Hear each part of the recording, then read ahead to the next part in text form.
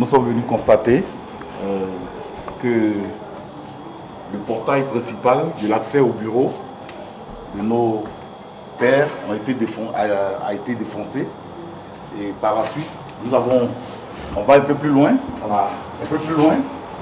On a découvert que la porte principale également a été défoncée.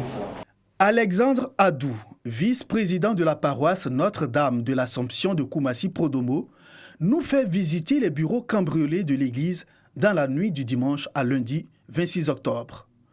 Portes forcées, tiroirs et placards vidés, ordinateurs et argent emportés.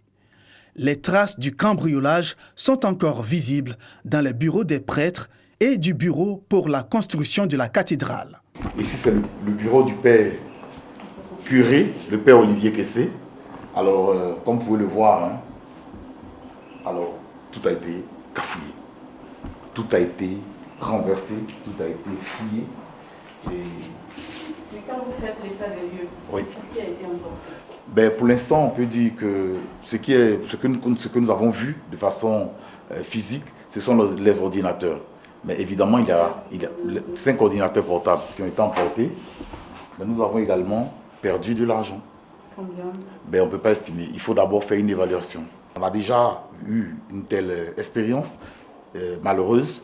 Et pour pallier à cela, nous avons mis les moyens pour pouvoir renforcer la sécurité au niveau de la paroisse. Nous avons vu les vigiles, nous leur avons demandé s'ils ont entendu quelque chose, puisque c'est eux qui étaient sur le site. Alors ils ont dit qu'ils ont reçu la visite de 6 personnes qui semblaient avoir des armes et qui marchaient avec les mains dans les dos, ou alors avec des positions pareilles. Nous avons appelé le commissaire du 20e arrondissement, et donc je pense qu'eux pourront nous donner une meilleure conclusion de l'enquête. Voilà. Les 6 cambrioleurs ont pris le soin d'emporter l'enregistreur des caméras de surveillance. Comment ont-ils procédé? La réponse à cette question pourrait être cette échelle encore accrochée au mur de l'église. Elle semble avoir servi aux ravisseurs. Des manches de sacs sont visibles au sol. De l'autre côté du mur, à l'arrière de la paroisse Notre-Dame de l'Assomption, des débris stockés par un chantier auraient permis aux brigands d'escalader la clôture. Le président des jeunes d'ici, il m'a interpellé plusieurs fois. Donc il a dit à mon patron que les gars disent de ramasser les gravats. Bon, il y a une dame qui est là. Après, parce que je suis parti au chantier, quand je suis venu, elle m'a demandé. Elle a dit qu'il y a des gens qui sont venus se plaindre qu'on doit ramasser les gravats. Bon, moi je suis là. Dans 15 minutes, je dis à mon boss, on doit ramasser les gravats. Donc quand il appelle les gars aussi, il dit qu'ils sont occupés. La forte pluie du dimanche nuit n'aura pas permis aux voisins de s'en rendre compte. Nous nous rendons au commissariat du 20e arrondissement en charge de l'affaire. Ici, les auditions sont en cours. Impossible de nous en dire plus. Selon la police, l'affaire suit son cours avec la collaboration de la police scientifique et la police criminelle. La paroisse Notre-Dame de l'Assomption de Koumassi-Prodomo est surveillée par 2 agents de sécurité. Ils auraient manqué de crédit d'appel pour alerter la base à la vue des bandits. Ils se sont tout simplement cachés pendant toute l'opération qui a duré de 1h à 3h du matin. Mettre à profit leur influence au bénéfice de la paix. C'est ce à quoi s'attelle la plateforme des leaders croyants pour la paix, la réconciliation, la cohésion sociale et le développement en initiant cette séance de formation à l'intention de ses membres. À ce séminaire, toutes les obédiences religieuses. Nous avons organisé cette journée de renforcement des capacités des chefs coutumiers et des guides religieux dans le cadre de la gestion des conflits et aussi dans le cadre de la promotion des alliances ethniques comme instrument de gestion des conflits et de cohésion sociale. Nous avons visé ces guides religieux et chefs coutumiers parce que nous disons que nous avons des richesses au plan culturel et spirituel que nous n'exploitons pas assez. Des échanges qui galvanisent ces leaders devenus désormais des relais pour la paix. Que tout le monde prêche la paix, que chacun fasse la paix avec lui-même. et que chacun de nous ait la crainte de Dieu. Que chacun craigne Dieu. Si tu crains Dieu, tu ne peux pas faire du mal à un être humain.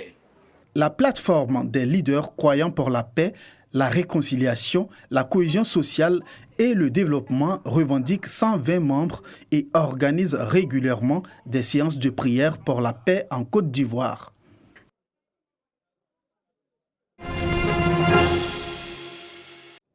Dans ce cercueil se trouve le ministre de l'Administration du Territoire et de la Décentralisation, Sidiki Diakité. Décédé le vendredi 23 octobre dernier, il a eu droit ce lundi à la grande mosquée de Grand Bassam à la prière mortuaire. Prière officiée par le guide suprême de la communauté musulmane des Côte d'Ivoire, président du COSIM, Cheikh Aïma Traoré Mamadou. C'était en présence du président de la République, Alassane Ouattara, et des membres du gouvernement.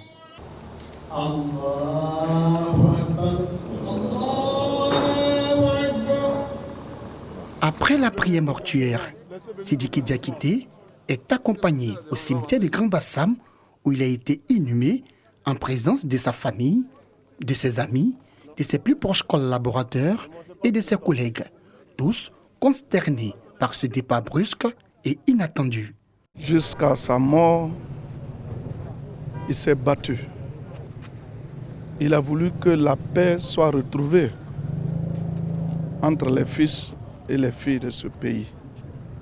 Je puis dire que c'est presque au combat qu'il est tombé. Parce que son souci, c'est de voir la Côte d'Ivoire connaître la paix éternellement. Très souvent, quand les gens meurent, on dit ils sont grands, mais lui là, c'est une réalité. C'est un grand homme. Il est mesuré, il est tempéré, il a une bonne éducation, il ne choque jamais. Toujours un petit sourire, même quand tu lui exposes un problème, bon, il a un petit sourire pour t'encourager et tout ça. J'ai été frappé par sa grande humilité, sa connaissance de l'homme et surtout sa capacité à travailler en tant que grand serviteur de l'État en réglant les problèmes sans bruit, mais de façon efficace. Il est très attaché à tout ce qui peut rendre service au plus grand nombre. C'était vraiment un homme de cœur, mais qui avait une rigueur silencieuse. Du retour du cimetière, autorités administratives, élus, cadres, filles et fils de la ville natale du ministre Sidiki Diakité saluent la mémoire de ce grand commis de l'État. Il était très pieux parce qu'on se rencontrait. Son père était déjà, je ne le connais pas, mais il était imam de la grande mosquée, là où on a fait la prière mortuaire. Mais ce ministre, moi je le rencontrais toujours à la mosquée, au plateau. Il est sans problème que la terre lui soit légère et vraiment c'est une grande fête pour la Côte d'Ivoire. C'est un frère, c'est un cadre de Grand Bassam qui est parti, un cadre valeureux. C'est une journée noire pour nous. Quand nous retrivions sur cet espace, il y a de cela quelques années, c'était pour des tournois de Maracana. Aujourd'hui, venir se rassembler là parce qu'il est parti trop tôt, les cœurs saignent à Grand Bassam. Sa famille, encore sous le choc, a tenu à exprimer toute sa gratitude au chef de l'État, Alassane Ouattara.